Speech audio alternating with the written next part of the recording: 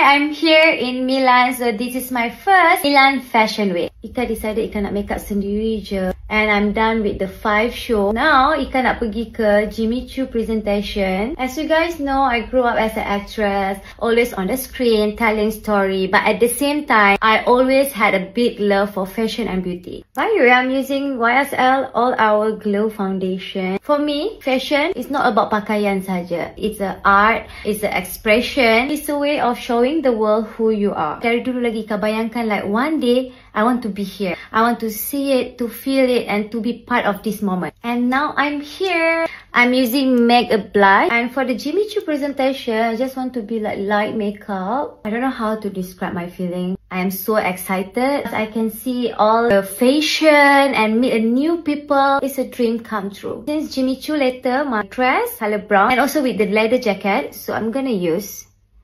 this.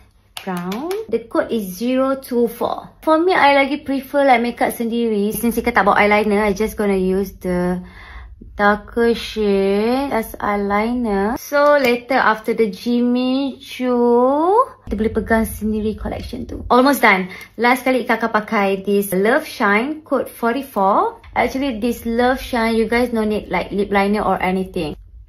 Okay, I'm done. So let's change. So this is my dress. It's giving like Hailey Bieber vibe. Last but not least, Libra. This perfume boleh tahan sampai esok.